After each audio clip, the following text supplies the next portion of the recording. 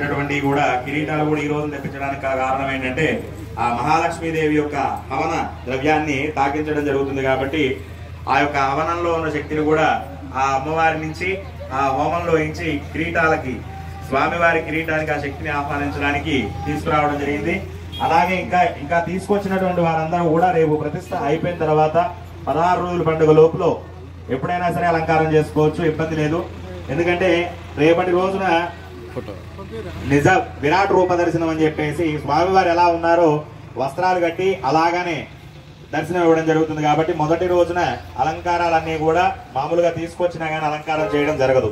కాబట్టి భక్తులంతా కూడా మేము తీసుకొచ్చాం కాబట్టి చేయలేదండి అని చెప్పేసి అనుకోవద్దు. మొదటి రోజున విరాట్ రూపం అంటే ఏంటంటే స్వామి ఎలా ఉంటే అలాగా విశ్వమంతా కూడా వ్యాపించినటువంటి శ్రీ మహావిష్ణువు ఆ యొక్క శ్రీరామచంద్రుడిగా సీతారామచంద్రుడిగా ఆయన ఎలా ఉన్నాడు అనేటటువంటిది మనం ఆభరణాలు లేకుండా నిజరూప దర్శనం అంటాం.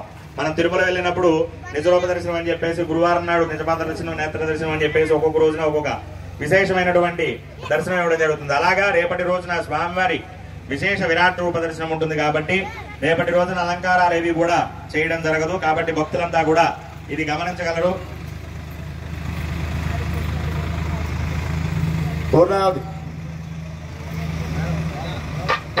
ఏకం ద్వే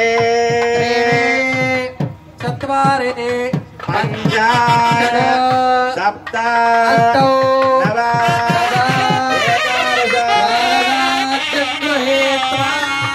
అయ్యా గట్టి మేళం